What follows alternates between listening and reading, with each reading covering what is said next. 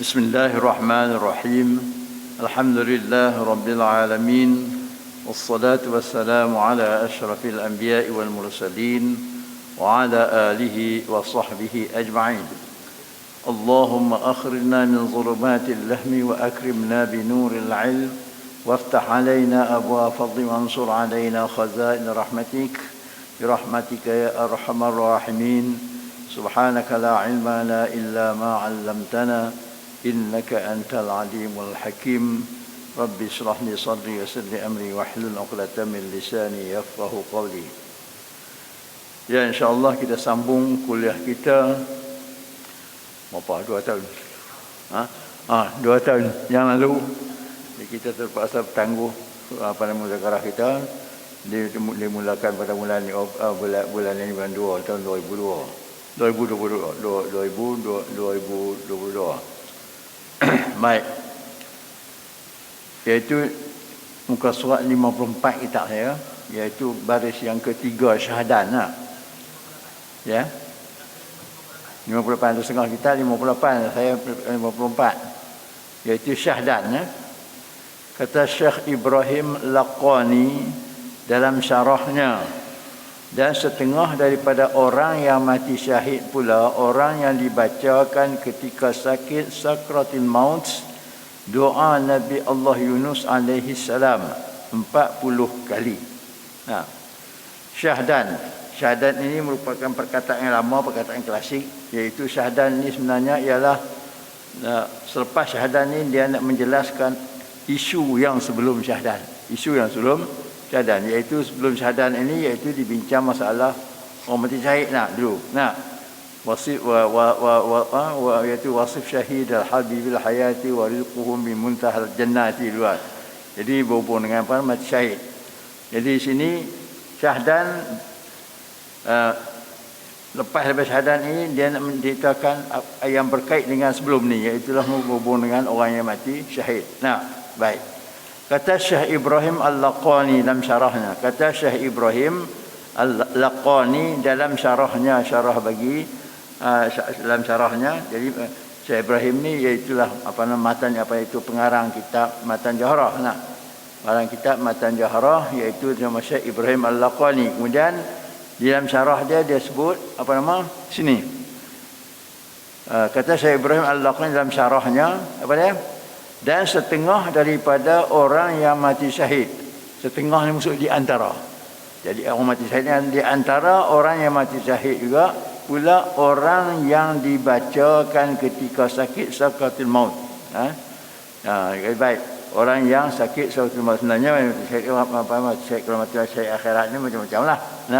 Ada yang sebut dulu syahid akhirat tu namanya itu lebih banyak di antaranya orang yang mati dalam laut, mati dalam keadaan dagang, dan mati seorang perempuan ketika beranak ataupun sebelum lepas nifas dan sebagainya. Jadi di antara orang yang mati syahid ini pula ialah orang yang dibacakan ketika sakit sakratul maut doa Nabi Allah Yunus alaihi salam. Kalau seorang tadi kalau kita tengok pesakit tadi sedang menghadapi sakratul maut, maknanya ialah sakit yang iaitu di peringkat akhir lah, peringkat nak habis nyawa itu sakratul maut. Iaitu dibaca doa Nabi Allah Yunus. Doa Nabi Allah Yunus alaihi salam 40 kali. 40 kali. Doa Nabi Allah Yunus ni dia itu semasa dia ditelan di kanun. Jadi masa dia dalam perut kanun tadi dia bacalah doa ni. Doa apa? Inilah doanya Nabi Allah Yunus alaihi salam iaitu la ilaha illa anta subhanaka inni kuntu minaz zalimin.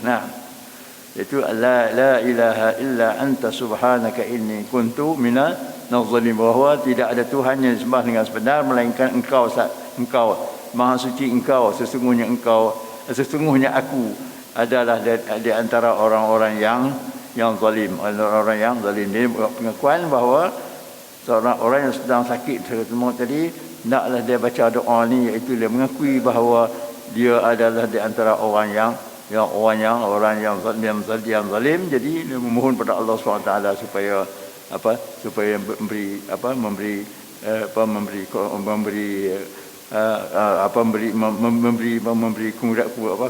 kemudahan dia untuk apa? Untuk kemudahan dia kalau dia mati pun biarlah dia mati dalam keadaannya elok. Nah, baik. Allah Yunus 40 kali. Sebenarnya yang ni elok kita jadikan amalan. Nah, iaitu la ilaha illa anta subhanaka ini baca 40 kali. Sehari setiap hari baca 40 kali. Nah, kemudian itu ada lagi saya ingat itu dalam nama wallahu ghalibun ala amrih 40 kali. Lepas tu baca pula pada nama wallahu ghalibun ala amrih, lepas tu baca apa nama tu la ilaha apa nama tu la ilaha wallahu ghalibun alaihi. Jadi baca 40 kali apa nama ni, lepas tu 40 kali wallahu ghalibun ala amri. Nah, baik. Jadikan dia sebagai amalan harian. Nah, amalan harian. Baik. Kemudian kata apa nama Syekh Ibrahim ni, dan jikalau tiada lulus sakratnya, halnya menjadi ia afiat. Jadi dia baca doa sakaratul maut ni, kalau dia mati pun biar mati dalam keadaan yang mudahlah, yang mudah. Baik, dan jika tiada lulus sakratnya, tidak lulus sakrat maksudnya tidak lulus sakratnya sakratul maut. Maksudnya dia tak mati. Maksudnya dia tak lulus sakratul maut, maksudnya dia tidak meninggal, dia tidak meninggal dunia.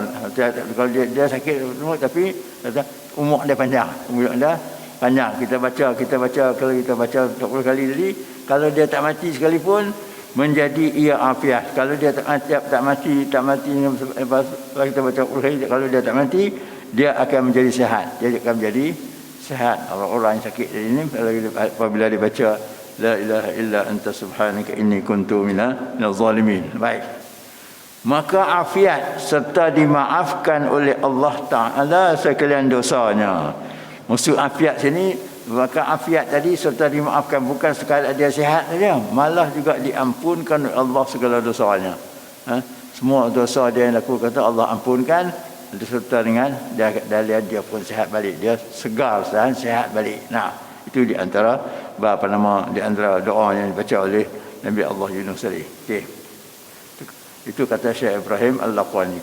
Bukan kalau dia mati pun mati dalam keadaan baik. Kalau dia tak mati pun dia sihat, kemudian selamping itu dia sihat, lepas itu dia ampunkan oleh Allah SWT segala dosanya. Itu di antara khasiat baca doa la ilaha illa anta subhanaka inni kuntu minaz zalimin. Baik. Ini dan inilah katanya. Nah. Dan inilah katanya. Inilah kata dia. La ilaha illa anta subhanaka ini katanya, kata apa? Kata orang yang menziarahi lah, katanya kata orang yang menziarahi orang menziarahi orang sakit yang sedang menghadapi sakratul maut tadi. Nah. Baik. Kata begitu. Nah, kata jadi kita yang menziarahi dia tadi, kita ajar, kita bacalah doa ni kat dia. Dia tengok dia nampak tenang dah, kita baca la ilaha illa anta subhanaka inni kuntu minaz zalimin sebanyak 40 kali. Baik. Dan katanya istimewa jikalau dibaca ia dengan sendirinya. Ya. Dan katanya kata Ibrahim Al-Laqani pada istimewa pula, lebih-lebih lagi pula, istimewa lebih-lebih lagi dia kalau dibaca ia dengan sendiri. Kalau orang yang sakit tu sendiri dia sendiri baca. Tadi ini orang yang menziarahi itu baca. Nah, dia tak baca. Lebih baik saya kiranya sepatutnya orang yang sakit pun kita ajar suruh dia baca ni. Suruh dia baca yang lain. Baik. Kemudian dengan sendirinya, bukan sindir, dengan sendirinya. Nah, dia baca ia dengan sendirinya, bukan dengan sindir. Baca dengan sendiri, dia baca sendiri, bukan orang lain dulu baca. Orang yang sakit sendiri itu yang membaca la ilaha illa anta subhanaka inni kuntu minaz zalimin. Nah, okey. Yang ni pun doa la ilaha illa anta subhanaka inni kuntu minaz zalimin, ni pun di antara wirid daripada. apa nama,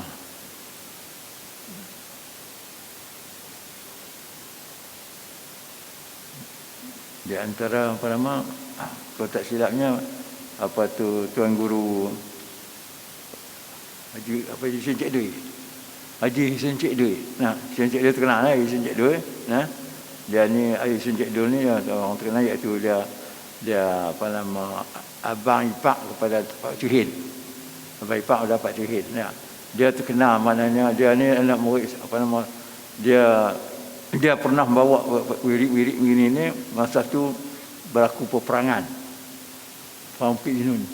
Peperangan Bukit Jenun. Komunis masa tu lah. Dia di antara wirid dia ni lah. Ala ilaha illa anta subhanaka inni kuntu minaz zalimin. Wallahu waliyun ala amri. Lepas tu kemudian ada lagi, adalah ayat-ayat yang lain lagi. Dia menjadi wirid dia. Dia menjadi wirid dia. Itu Pak Long Sin. Dia bagi kami Pak Long. Pak Long Sin Cik Dui. Cik Dui. Dia Pak Long Sin Cik Dui dengan saya dah rapat. Saya pondok tu masa tu dia mau baca Cuhin, dia selalu pergi mak Cuhin. Tapi dia tidur pondok saya. Dia tak mau tidur di pondok atas rumah. Rumah Cuhin lah, tapi dia tidur saya. Dia tidur saya pergi tilam apa nama tu, lehaf tu pergi dia tidur situ. Nah. Dia tidur tu sampai satu masa dia kata, dia kata Pak Long nak mati dah. Dia bang. Dia kata Pak Long ni nak mati dah, tak lama dah. Dia kata tu. Lepas tu, apa dia nak suruh kita minta amalan dia tu. Amalan perang dia. Dia perang Bukit Jenun. Dia perang Bukit Jenun tu sesuatu berlaku, dia pergi Simpang 4 Kangkung masa tu. Kemudian masa tu apa nama, orang beritahu kata apa nama di Tanjung Cina berontak. Orang Cina berontak masa tu. Jadi dia keluar daripada situ. Cina di Simpang Kangkung tu berkatok jalan nak serang dia. Lah dia dari tu. Dia keluar seorang dia. Lalu itu Cina bukan nampak seorang, dia nampak Pak Hussein dengan tentera ramai beribu orang tu dah. Cina pakai lari habis. Itu nama Pak Hussein dia punya apa nama tu, kehebatan dia lah. Jadi dia pernah bawa apa nama tu perang Bukit Jenun pun dia pernah pergi. Dia pernah mengetahui perang Bukit Jenun tu. Okey. Di antara amalan inilah subhanaka inni kuntu minaz zalimin. Okey. Wallahu alam, kata Syekh Ibrahim Al-Laqani. Baik. Soal. Soalnya katanya, betapa ia dimati syahid. Betapa ia dinamai syahid. Kenapakah seorang yang mati tadi ni dikatakan mati syahid? Kenapa dia digelarkan orang itu nama dia syahid? Nah, orang yang berperang untuk menegakkan kalimah Allah dengan perang dengan orang kafir, untuk menegakkan kalimah Allah ni, itu di antara apa? Di antara orang yang mati syahid, di antara orang yang mati syahid. Baik, kenapa dinamakan syahid? Dinamakan orang itu orang syahid. Jawabnya sebab bahawasanya melihat ia akan syurga dan buah-buahnya dan buah-buahan syurga. Kenapa dia katakan orang ini dia mati syahid? Kerana orang yang mati tadi ni apa nama, dia lepas dia masa dia mati tadi dia dapat melihat syurga. Dia dapat melihat syurga dan buah-buah syurga dan buah-buah kayu dalam syurga. Jadi maksudnya dia menyaksi sendiri tentang syurga dan juga tentang apa nama buah-buah syurga. Sebab tu dia makan dia syahid. Syahid. Baik. Kemudian dan kata setengah ulama, sebab sekalian malaikat itu menjadi syuhada akan mereka itu. Kata setengah ulama, pasal apa orang yang mati syahid dinamakan dia syahid?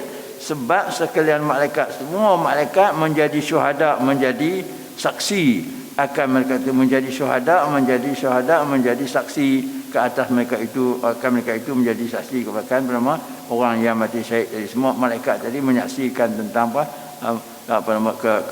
kematian orang yang mati syahid tadi. Sebab itu dikatakan syahid. Nah, sebab itu dikatakan syahid. Baik.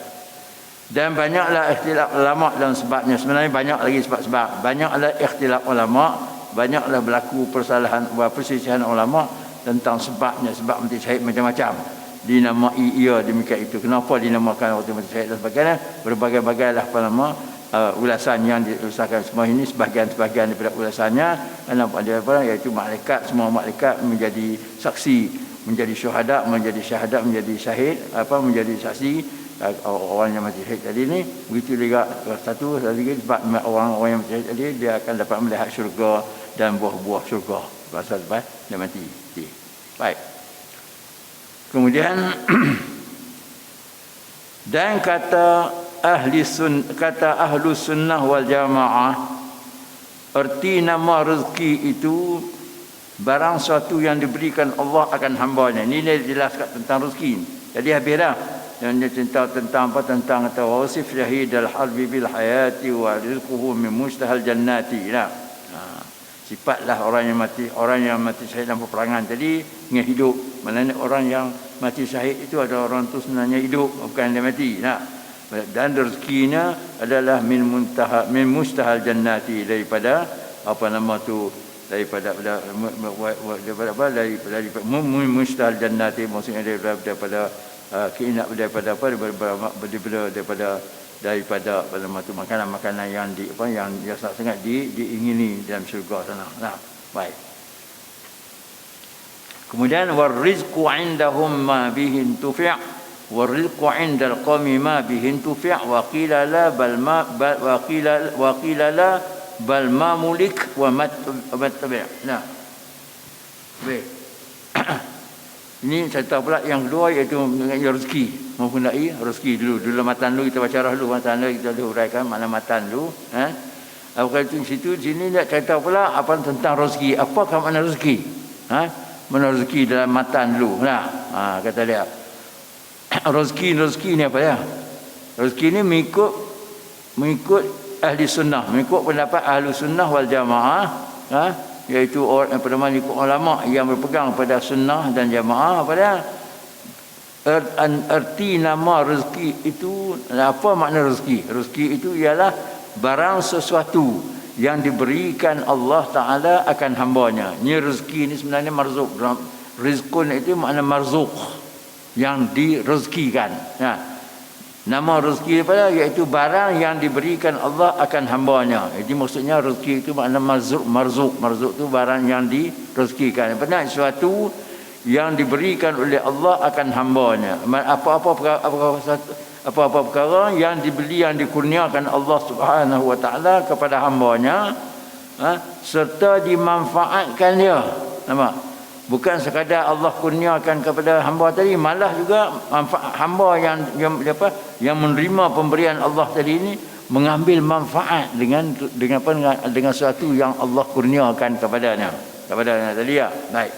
Allah kurnia apa? Kurniakan harta. Dia manfaatkan harta tadi.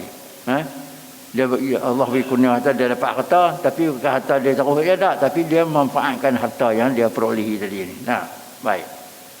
Cela keadaannya atau barang lainnya, serta manfaatnya. Cela keadaannya atau barang lainnya, sama ada apa benda yang dikurniakan Allah Taala atas hamba tadi, satu benda yang cela, benda yang tak elok, ataupun lain daripada benda itu. Sebab itu rezeki ini dia merangkumi apa nama, fayarzuqullahu al-halala fa'lama wa yarzuqul makruha wal muharrama. Nah, Allah memberi rezeki tak kira benda yang rezeki itu sama ada rezeki yang halal,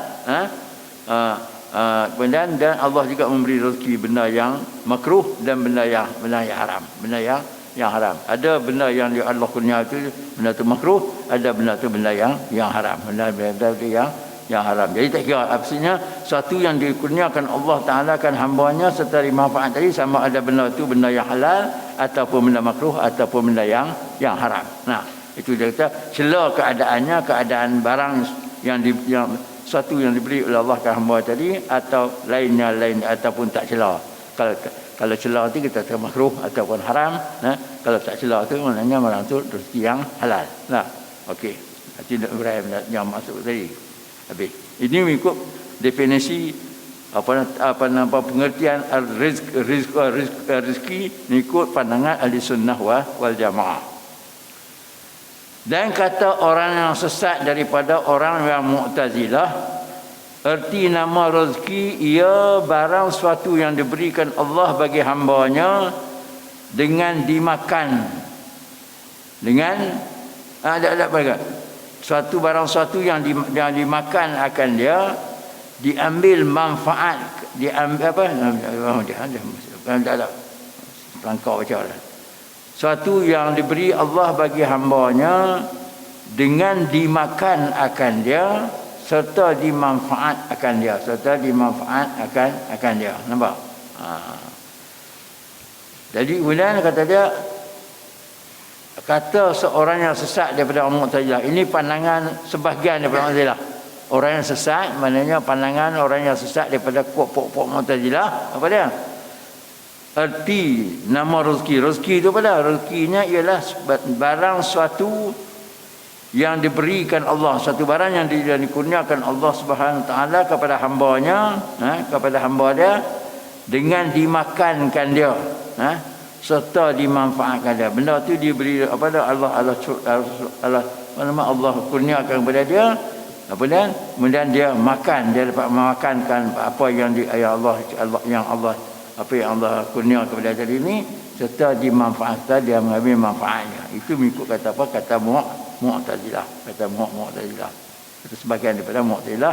Ini pengertian ini dia panggil pengertian yang tak betul lah, pengertian rezeki yang tak betul, yang tak sama dengan pandangan ahli sunnah wal jamaah tadi. Okey. Pada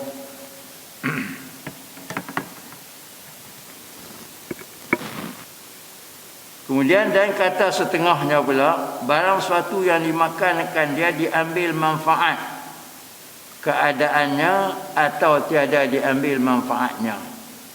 Baik.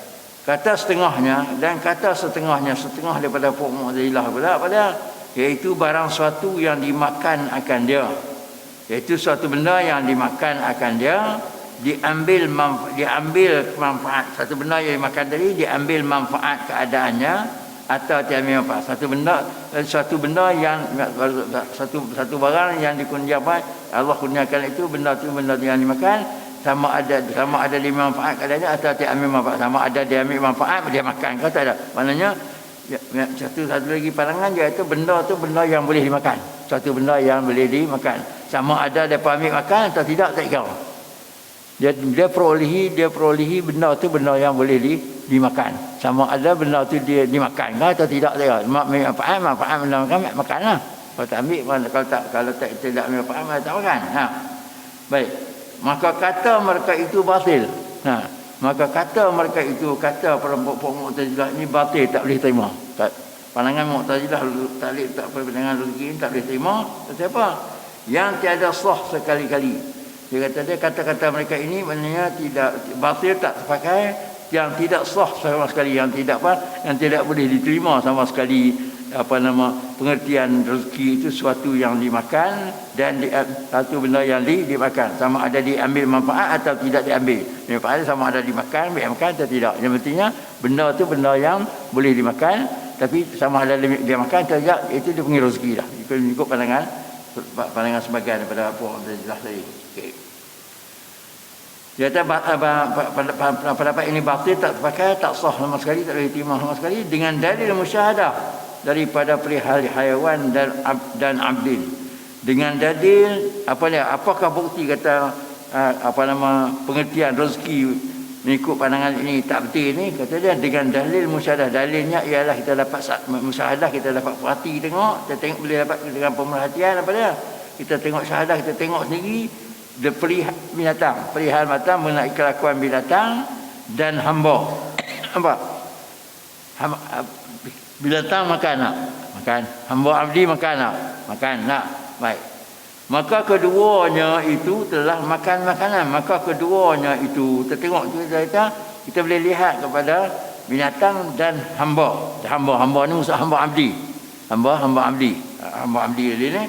Maka keduanya pada binatang tadi dan hamba abdi tadi ni telah makan makanan. Memanglah binatang dia makan makanan, hamba abdi pun dia makan makanan lah. Dia makan makanan. Baik. Atau lainnya lain daripada atau makan makanan atau lainnya lain daripada makanan. Halnya tiada keduanya mempunyai harta. Mereka makan makanan dan lain daripada makanan pun makan. Mereka telah makan makanan atau lain daripada makanan. Mereka makan makanan atau lainnya. Halnya keadaan mereka tadi pada iaitu binatang dan hamba abdi tadi ni, tidak keduanya punya harta ni tidak ada harta. Tidak ada harta. Tadi ni apa? Tadi maksud tadi ni ialah maknanya orang yang di apa kalau ikut apa pengertian terki luka ialah apa yang dimiliki oleh seorang tadi ni, atau apa yang dimiliki oleh seorang tadi, maknanya benda tu benar boleh makan yang dimiliki oleh seseorang tadi. Sama ada dia apa dia sama ada dia apa dia ambil makan, sama ada dia apa dia makan ataupun tidak, ataupun tidaklah. Baik. Jadi sini kata dia, kalau kita lihat kepada binatang dan hamba abdi, binatang dia tidak memiliki harta. Dia tak memiliki harta apa. Kita kata kalau memiliki harta barulah dia dapatkan apa nama barang makanan tadi. Hamba abdi tadi dia makan. Dia nak makan tadi, makan itulah. Dia nak makan tadi, nak makan makanan tadi mestilah dia nak memperoleh makanan tadi mestilah melalui harta, nak beli dan sebagainya. Right. Kemudian kita tengok sini macam mana dia depa ni nak terima, sebab dia tak ada harta untuk nak membeli barang makanan tadi. Untuk nak makan. Sebab apa? Binatang mana dia ada milik. Tak tidak memiliki sesuatu. Hamba abdi ni macam yang memiliki harta macam kita. Kata kita orang yang merdeka, kita mempunyai kuasa untuk memiliki harta tadi. Tapi hamba abdi tak ada. Hamba abdi tidak memiliki sebarang harta. Sebarang harta. Jadi harta dia apa nama? Semua tu harta dia semua adalah kerja dia apa semua adalah kembali kepada pemilik dia, pada penghulu dia. Baik. Jadi sebab itu kata dia, kata-kata mereka ini, pendapat mereka ini tidak boleh diterima dengan dalil musyahadah, dengan dalil iaitu kita tengok dengan mata kepala tentang kita saksi dengan dalil kita menyaksikan melihat kepada keadaan binatang dan hamba abdi tadi. Kalau kita dapati hamba abdi dan binatang tadi telah makan makanan sedangkan kedua-duanya tidak mempunyai harta. Mereka kan ada harta, binatang ada harta, tak ada. Tidak ada hartanya. Dia tidak ada harta dan juga hamba abdi pun tidak ada harta, tapi dia boleh makan. Baik. Dan sebab dalil pula sebab dalil pula nas Quran. Dan sebab dalil qaul apa? Dan sebab dalil qaul nas Quran bahwasanya bagi Allah telah maha suci, bagi Allah telah maha suci Allah daripada mengambil manfaat kepada makhluk. Nampak? Jadi dan satu lagi sebab pertama ialah tak sah pada kata-kata mereka, pendapat mereka itu kata rezeki yang satu benda yang makan sama ada diambil manfaat ataupun tidak tadi ni, pendapat pengertian rezeki mengikut pandangan ni kata dia tak boleh terima. Pertama alasannya ialah kerana bertentangan dengan apa yang kita tengok binatang dan hamba abdi. Datang hamba abdi ni dia makan makanan tapi dia tidak mempunyai, padahal lepas ni tidak mempunyai kuasa memiliki harta. Nak makan ni mestilah melalui harta lah. Nak makan tadi. Jadi kalau dapat tak milik kita macam mana boleh makan? Ini tak betul, tak betul. Dia tengok lepas ni makan, dia ni berartinya lepas ni ada apa depa ini maksudnya apa nama tu jadi berarti yang bertentangan dengan dengan keadaan dengan perihal dengan keadaan binatang atau hamba abdi tadi, hamba abdi dia makan tapi sedangkan lepas tidak mempunyai harta. Baik, satu. Alasan yang kedua ialah kerana dalil nas Quran, kerana dalil nas pada Al-Quran bahawa bagi Allah, bahwasanya rezeki ini bagi Allah. Bahwasanya bagi Allah rezeki itu ialah bagi Allah Subhanahu wa taala. telah maha suci Allah daripada mengambil manfaat pada makhluk. Jadi rezeki ini adalah bagi daripada Allah, bagi Allah Subhanahu wa taala. Kemudian Allah maha suci Allah daripada mengambil manfaat bagi makhluk. Allah tidak mengambil sebarang manfaat daripada untuk makhluk, untuk makhluk. Dah, Allah buat itu adalah dengan Allah lakukan itu adalah dengan kurniaan dia, dengan semata-mata kurniaan dia, tapi bukanlah untuk dapatkan manfaat kepada bukan dia ambil manfaat daripada makhluk dah. Nah, itu dia. Jadi itu ada dua sebab. Dan dua sebab inilah maka dia pengertian rezeki yang mereka sebut tadi tidak boleh diterima. Oleh yang demikian, maka engkau kenallah dengan yakin bahwasanya kata Mu'tazilah itu telah batal lagi amal sesat. Oleh yang demikian, engkau kenalkanlah, nak engkau pasti engkau kenallah, engkau fahamkanlah dengan yakin bahawa kata Mu'tazilah itu telah batal lagi sesat. Jadi di sini dia buat kesimpulan, dia kata kata-kata Mu'tazilah itu batal, tak boleh pakai dan lagi sesat, lagi pula amat sesat. Mu'tazilah tadi dia kata suatu barang yang diberikan dia bagi hambanya dengan dimakan dia serta dia manfaat serta dimanfaatkan dia. Jadi itu apa nama? Itu apa nama? Jadi kata-kata itu adalah batal lagi amat sesat. Itu mengikut apa nama kesimpulan apa yang disebutkan sini. Jadi yang kita nak terima ialah pandangan kata-kata ahli sunnah wal jamaah. Itu kata ahli sunnah wal jamaah. Okay.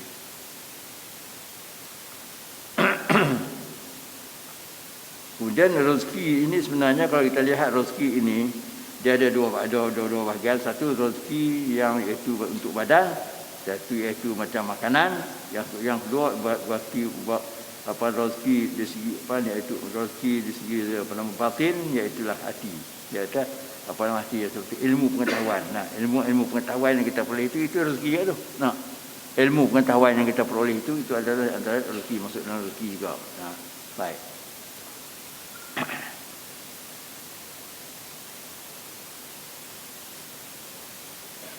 Jadi ada satu jamaah daripada Mu'tazilah pula, satu bahagian daripada satu golongan daripada Mu'tazilah, dia kata laisa rizqu man tafa'a bihi bal huwa ma mulika wala yu'tabaru fil intifa' wa yu'tabaru mamlukiyah intafa'a bihi aw la. Satu kumpulan daripada Mu'tazilah pula dia kata rezeki itu tidaklah dia merupakan benda yang bermanfaat. Laisa rizqu man tufi'a bihi. Tidak rezeki itu suatu benda yang bermanfaat. Benda yang bermanfaat itu bukan rezeki, kata dia. Bal huwa ma mulika. Malah rezeki itulah apa yang dimiliki. Malah rezeki itulah apa yang dimiliki. Apa yang dimiliki itulah rezeki. Nah, jadi oleh demikian tidak dikira apa yang dia apa yang dikira rezeki itu apa yang dimiliki, ya. Fala yu'tabaru fil intifa', tidak dikira dia ambil manfaat. Dia ada rezeki, dia ada dapat beras dan sebagainya. Adakah dia makan beras tadi ataupun dia ada sebagainya? Tak. Dan intinya dia miliki barang dia. Dia miliki barang makanan saja, tapi sama dia makan tidak dikira makan. Tidak dikira makan. Yang pentingnya dia miliki barang tadi. Baik. Jadi di sini yang dikira ialah benda tu benda dimiliki. Sama jadi benda tu milik, dia menjadi milik dia sama ada manfaat ataupun tidak, ataupun tidak. Jadi pendapat ini pendapat yang tak yang tak boleh diterima kerana ia adalah bertentangan dengan tadi. Contohnya ya, kalau kita burung burung datang tadi dia apa yang dia makan, adakah dia rezeki? Nah, kalau kita betul kalau itu dia pernah makanan burung yang makanan bagi burung dia makan tadi ini, dia kata dia bukan burung kalau memiliki dia memiliki barang. Tak, hamba amli dia tak boleh memiliki harta bila tak ikan macam mana dia ni rezeki. Jadi bagian tak terima. Jadi pengertian rezeki mereka ini tidak boleh diterima. Itu maksud dia.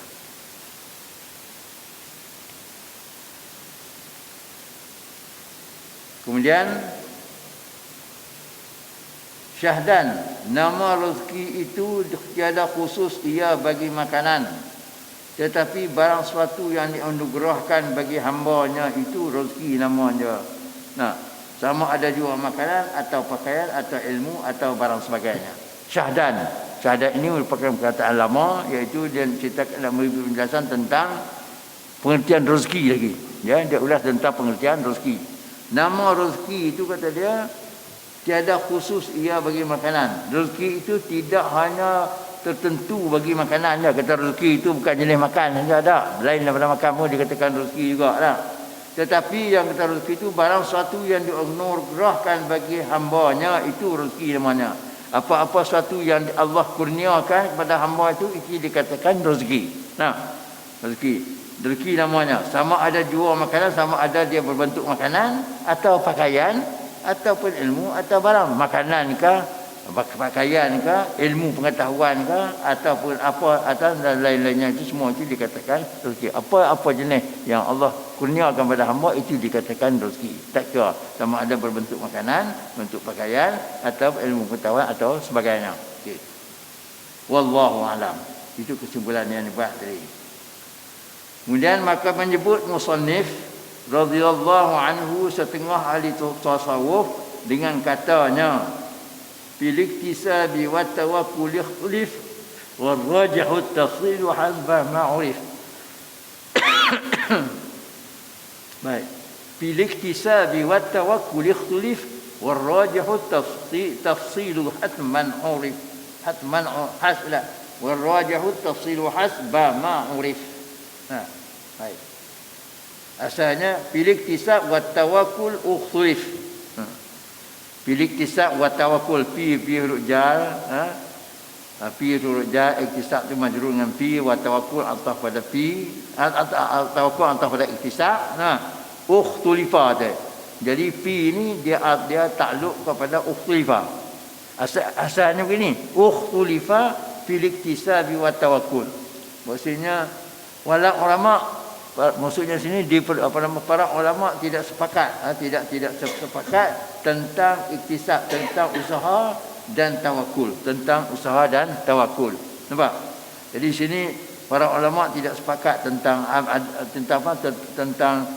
kedudukan usaha kah lebih baik daripada tawakul atau tawakul ini lebih baik daripada usaha. Nah, jadi sini ceritanya bahawa para ulama tidak sepakat tentang kelebihan tentang usaha dan tawakul. Nah, sebab tu kata dia yakni di dalam terlebih afdal kasbin dan tawakul itu ikhtilaf ulama. Maksudnya bersalahan ulama tentang kedudukan usaha dia adakah lebih baik daripada tawakul ataupun tawakul lebih baik daripada usaha. Tawakul kita berusaha dapat satu benda tadi, adakah lebih baik daripada kita tawakul kita serah kepada Allah saja atau sebaliknya. Nah. Jadi sini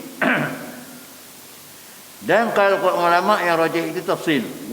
Dan qaul ulama yang rajih itu tafsil. Jadi di antara dua pendapat ada yang mengatakan ada di antara ulama yang mengatakan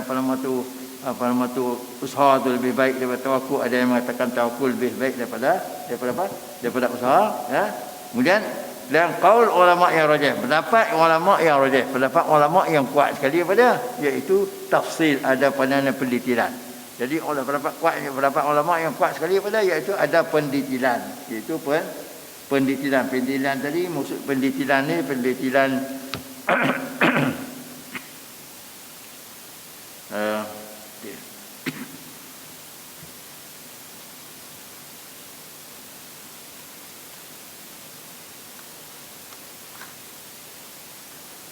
ya.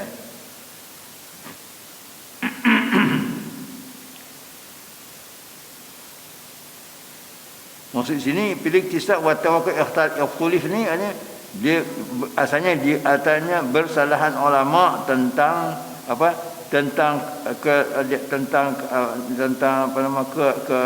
keutamaan usaha dan keutamaan bertawakul. Nah, ini ulama.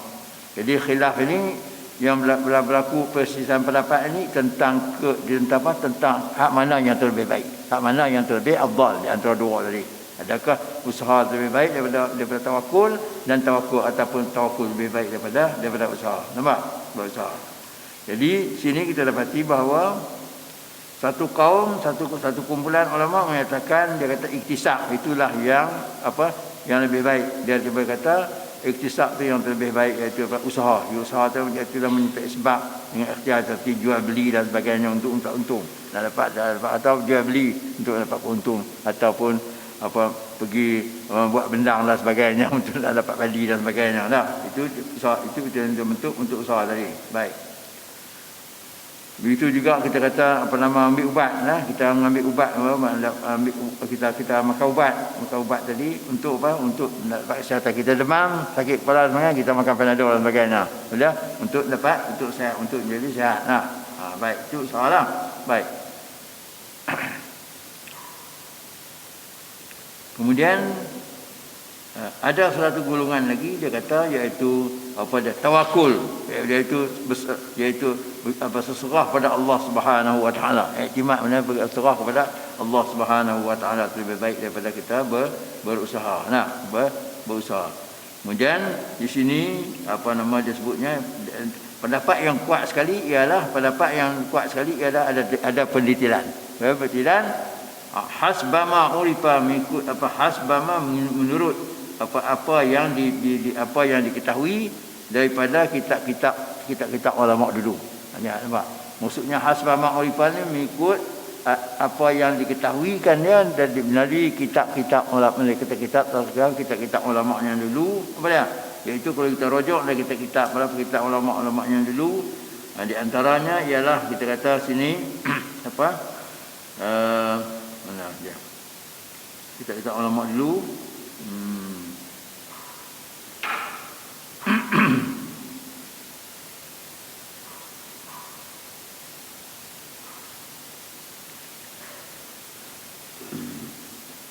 Seperti Ihya Ulumuddin. Kita Ihya Ulumuddin Imam Ghazali, dan juga kita Ihya Ulumuddin Imam Ghazali, dan risalah bagi Qushairi. Dan kita risalah bagi Imam Al-Qushairi. Baik, Imam Qushairi. Jadi apa dia penelitiannya? Penelitian di sini ialah bahawa kedua-duanya berlainan. Kata dia bahawa kedua-duanya itu berlainan dengan sebab berlainan keadaan orang ramai. Nampak? Keadaan manusia itu sendiri. Artinya kedua-duanya apa dia? Iaitu usaha dan tawakul ini berlainan di antara satu sama lain dengan sebab berlainan keadaan manusia, keadaan orang manusia itu sendiri. Apa dia? Iaitu siapa-siapa yang sabar, siapa-siapa yang mendapat sabar ketika kesempitan hidupnya. Ketika saya ikut dia tidak nak nak kira nak minta pertolongan orang. Dia sabar ketika mengalami kesulitan hidup, dia tidaklah nak bergantung kepada nak minta sedekah, nak pun sedekah daripada orang ramai, nak minta bantuan daripada orang ramai dah.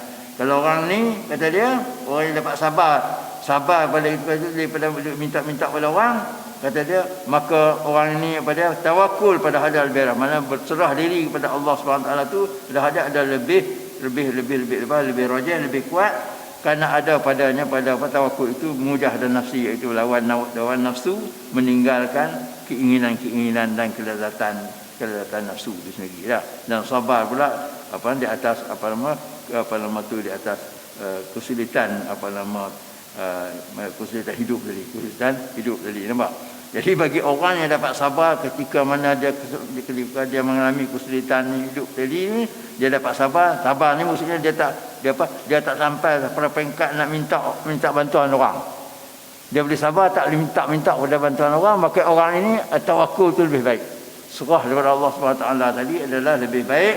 Kenapa? Kerana dalam bertawakul itu ada padanya mujahadah nafsi, maknanya itu melawan nafsu, meninggalkan keinginan nafsu dan kesatan nafsu, dan sabar menghadapi kesulitan nafsu tadi. Baik. Kemudian kalau orang yang tidak sabar tadi, malam yakun kata, kalau orang tu yang tidak mempunyai sabar, orang yang tidak dapat sabar ketika kesulitan, kita menghadapi kesulitan, tak dapat sabar. Orang ni kalau dia kesulitan dia tak dapat sabar. Kenapa dia nak minta orang? Dia tak nak sabar, dia nak pasal minta sedekah orang, dia minta bantuan kepada orang lain. Pada kita itu paling tisak pihak al-jauh itu berusaha itu lebih baik, kata dia, di segi lebih baik daripada apa, daripada bertawakul, daripada bertawakul. Itu pendetilannya. Tengok dah.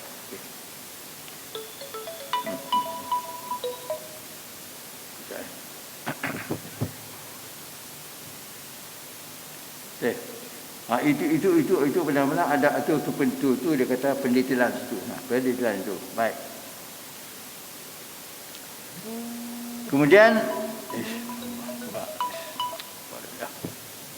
Halo. Saya dah tengah.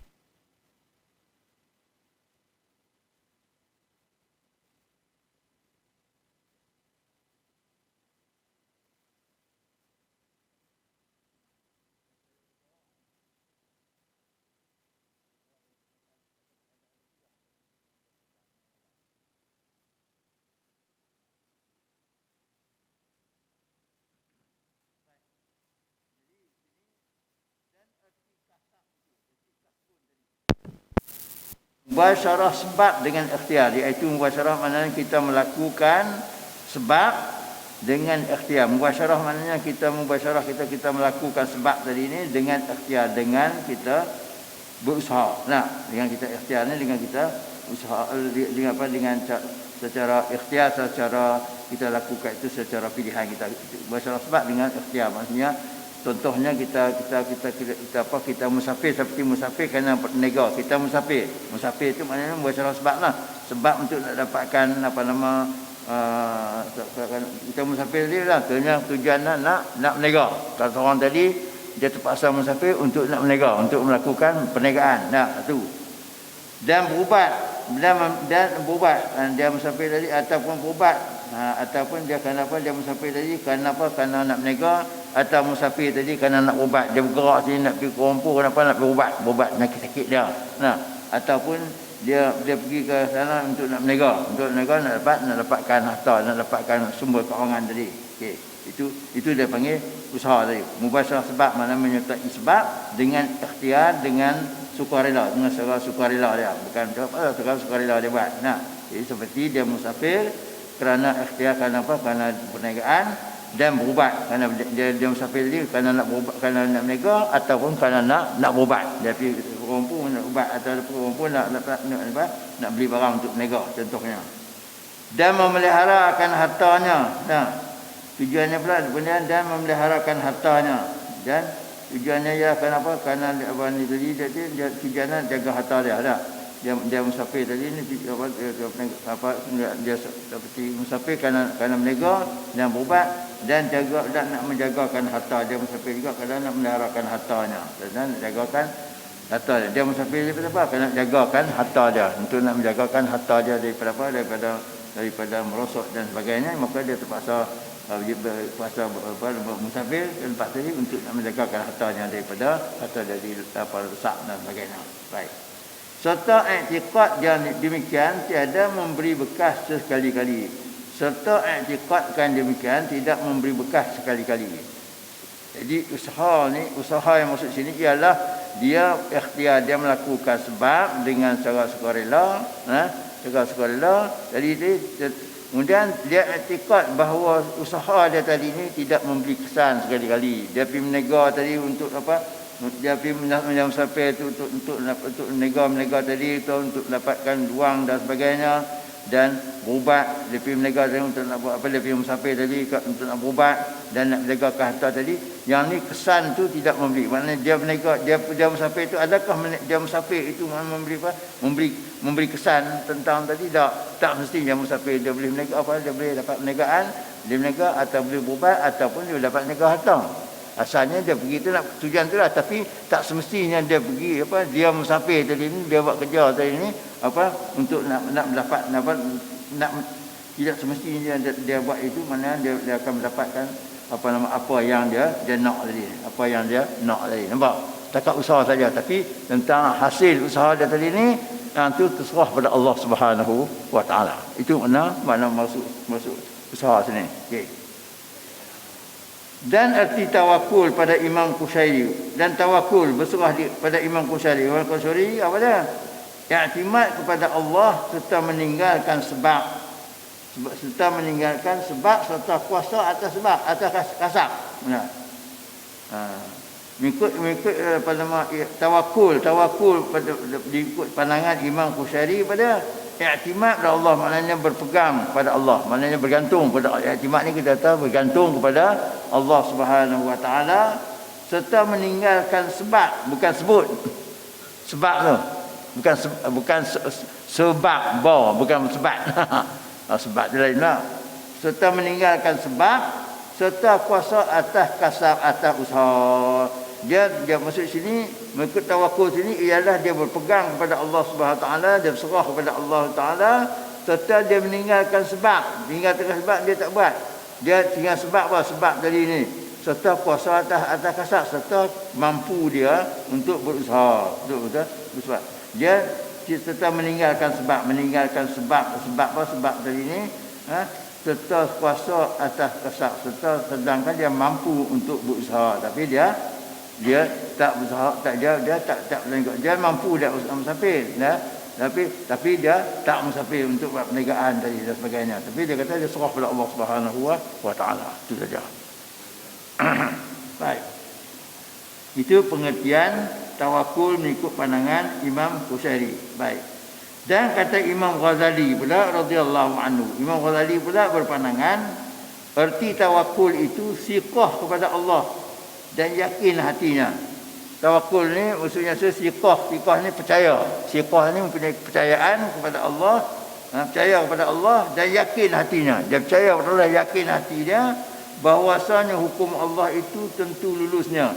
Bahawa hukuman Allah itu tentu lulus dan hukuman Allah tadi apa yang ditentukan Allah tadi tetap lulus. Maknanya Allah segala hukum Allah tadi tetap lulus. Maknanya apa yang ditentukan oleh Allah dari kehendak Allah tadi tetap berlaku, tetap lulus dan tetap berlaku yang benar tadi. Nah, hukum Allah tu tetap lulus dan tak lulusnya, tetap terlaksananya hukum Allah tadi. Kalau Allah kehendaki gini-gini, maka benda tu tetap berlaku.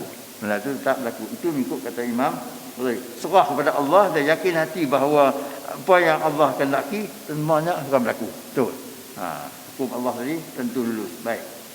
Dan ittiba' kelakuan Rasulullah sallallahu alaihi wasallam. Ittiba' ni mengikut kelakuan Rasulullah dan mengikut perilaku Rasulullah sallallahu alaihi wasallam, mengikut kelakuan Rasulullah sallallahu alaihi wasallam dan barang yang sebagainya dan mengikut kelakuan Rasulullah dan juga dan perkara yang sebagainya apa dia, iaitu daripada kasbin daripada usaha yang bangsa ikhtiar, usaha yang berbentuk ikhtiar, yang berbentuk usaha, iaitu berusaha yang bangsa ikhtiar yang usaha yang bangsa ikhtiar, iaitu yang dilakukan secara sukarela. Sukarela. Baik. Seperti iktisab dengan tijarah, seperti berusaha dengan nego dan berusaha dengan berubat. Dia sakit, dia berusaha dapat ubat, ambil ubat, pergi jumpa doktor dan memeliharakan hartanya, dan juga dia usaha dengan tadi dan atau usaha dengan berubat atau dia usaha nak menjagakan harta dia ada kadang-kadang dia usaha untuk nak menjagakan harta. Bagaimana nak jagakan harta dia daripada harta dia dicerobohi dan sebagainya, adalah cara jaga harta tadi dengan dia dengan dia simpan, kalau kita simpan duit dia simpan dalam peti isi dan sebagainya, itu semua tu untuk menjagakan harta daripada dicuri oleh orang, oleh pencuri dan sebagainya. Okey. Kemudian dan makan dan minum dan sebagainya. Makan dan minum semua tu makan dan minum tu untuk apa? Untuk menyihatkan badan, minum tadi untuk menghilangkan dahaga dan sebagainya, itu adalah usaha. Itu adalah apa? Itu maksud sini ialah dia serah kepada Allah Subhanahu taala bahawa apa yang Allah tentukan itu tentu lulus. Dan ikut jadi sini baik. Jadi dia serah pada Allah dan yakin hati dia bahawa apa yang ditentukan Allah itu semua berlaku dan mengikut kelakuan Rasulullah SAW dan sebagainya. Apa dia? Iaitu usaha yang bahasa ikhtiar, iaitu Rasulullah buat benda yang bahasa ikhtiari, iaitu dia usaha dengan menega, Rasulullah pernah menega, dan bila sakit dia berubat, dan Rasulullah juga pernah mengaturkan bagaimana nak cara harta tadi dia tata dan sebagainya, makan minum tadi ni, kalau lapar makan, kalau minum, kalau dahaga dia minum dan sebagainya. Semua itu adalah usaha yang dalam bentuk ikhtiari, dalam bentuk apa, suka-suka daripada yang bentuk ikhtiari lah untuk itu. Jadi itu dia katakan serah pada Allah dan yakin hati tadi bahawa apa yang Allah segala hukum Allah tadi tetap dan berlaku dan lulus. Dan itulah apa yang dimasukkan di Imam Ghazali. Okay. Kemudian dan kata Syekh Qushairi, jikalau ada orang itu sendirinya tiada dengan rakyat yang wajib memberi nafkah atasnya, maka jikalau sabar hatinya daripada pekerjaan yang bangsa dunia serta tidak kurang ibadahnya, maka terlebih afdalnya itu tawakul dalam hak orang lain, dalam hak orang itu. Dan jikalau ia tidak sabar hatinya sebab kurang pekerjaan yang bangsa dunia, maka terlebih afdal dalam pada hak orang itu kasab, usaha, dan ada kala menjadi wajib ia jikalau menjadi dhaif ibadah sebab kurang demikian. Baik. Kata Syekh Qushairi ini dia buat penelitian pada ada detailnya. Jikalau orang itu sendiri, kata seorang tu dia seorang perseorangan, tiada dengan rakyat. Maksud tak rakyat maksudnya dia tidak ada orang yang di bawah tanggungan dia. Tu lah. Maksudnya seorang tu kalau seorang tu dia seorang tadi, kalau seorang tadi ni kata kalau orang itu sendirinya, maksudnya dia seorangan dan tidak ada orang yang di bawah tanggungannya. Tiada dengan rakyat. Tak ada rakyat maksudnya tidak ada orang yang di bawah tanggungannya. Rakyat mana? Tiada dengan rakyat. Dia tidak bersama dengan rakyat yang wajib memberi nafkah atasnya. Dia seorang saja. Dia seorang diri. Tak ada orang yang wajib tak ada bersama dia. Kata anak bini dia pun tak ada. Anak tak ada, bini pun tak ada. Yang apa ni wajib dia memberi cara hidup contohnya.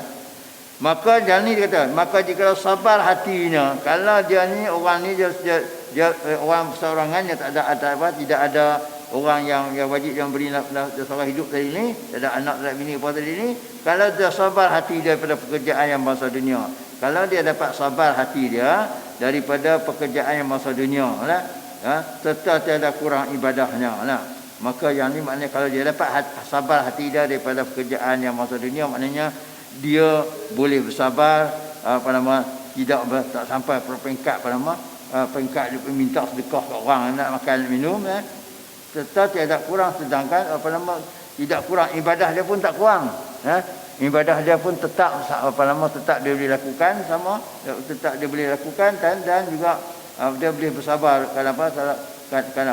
sabar hati daripada pekerjaan yang dia bersabar daripada perkara yang bangsa dunia tadi ni, serta tiada kurang ibadahnya, serta ibadah dia pun tidak ada kurang maka terlebih afdalnya itu tawakul dalam hak dia. Jadi bagi dia maknanya adalah lebih afdal bagi dia serah diri kepada Allah Subhanahu wa taala. Dia serah diri kepada Allah Subhanahu wa taala. Dia tak payah dia kalau dia seorang dia boleh sabar atas diri dia, tak perlu nak minta nak minta ke orang untuk dapatkan makanan dan sebagainya, tapi dia boleh sabar. Yang tu afdalnya dia tawakul kepada Allah Subhanahu wa taala, serah diri kepada Allah Subhanahu wa taala. Nampak? Baik. Maka terlebih afdal kata dia, maka terlebih afdal dalam hak orang itu, mana nisbah hak ni, nisbah orang tu orang yang duduk secara perseorangan, tidak ada orang yang di bawah tanggungan dia, maka orang ni adalah dia terlebih afdal, dia berserah diri kepada Allah Subhanahu wa taala tadi. Tapi syaratnya dia boleh sabar diri, sedangkan urusan ibadah dia tetap tidak kurang. Tak kurang sama dengan masa dia tak kesempitan hidup. Masa dia dia tak sempatan hidup pun ibadah dia sama dengan masa sempatan hidup. Jadi kedudukan dia maka dia serah diri kepada Allah SWT itu lebih baik daripada dia berusaha untuk mendapatkan makanan apa tadi. Baik. Adapun dalam hak orang yang punya rakyat yang wajib memberi nafkah atasnya. Adapun hak orang yang maksud ni begini. Adapun orang yang seorang tadi yang mempunyai rakyat. Adapun seorang yang mempunyai tanggungjawab, yang mempunyai orang yang di bawah tanggungannya, yang dia wajib dia beri nafkah. Dia ada anak bini yang anak bini memerlukan kepada seorang hidup, dia pula tak ada duit nak belanja. Macam mana? Serta tiada redha ia kurang nafkahnya. Serta tiada redha ia kurang nafkahnya. Serta tidak redha pada orang tadi ni. Anak bini dia tadi tidak redha kita kurang nafkah. Dia ada duit tapi adik tak nak. Duit ada sikit untuk banyak makan ni tapi taklah banyak. Tapi depa redha. Dia tak redha. Serta tidak redha orang ni anak bini ni tidak redha kurang nafkah hidup. Kurang sara hidup tadi depa tak redha.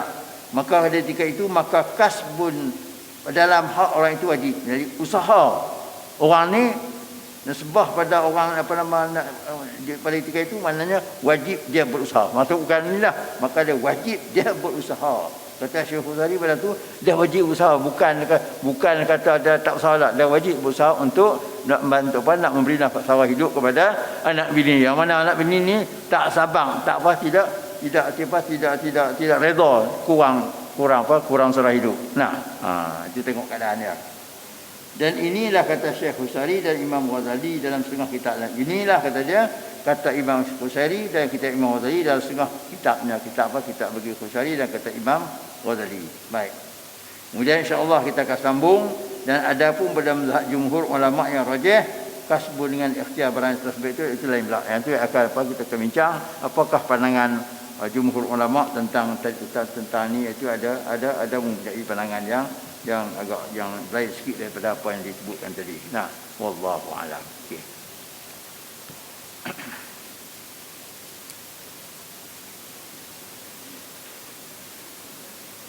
Ini pula ni. Nama.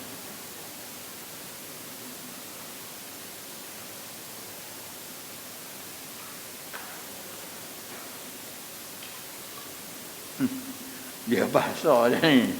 Dia bahasa cuma hak ni sebah. Orang tu nisbah. Dia tu sendiri nisbah kalau ada. Maksudnya orang tu dia ada, maksudnya ceritanya orang tu ada tanggungan dah.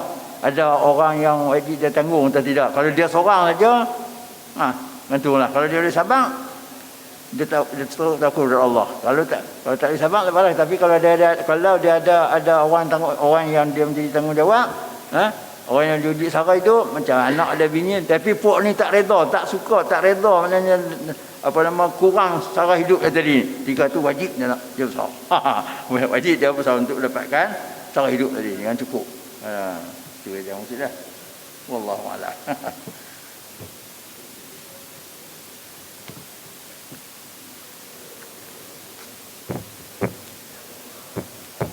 Dia terjemah pada hak tu rasanya daripada pihak tu sababiah.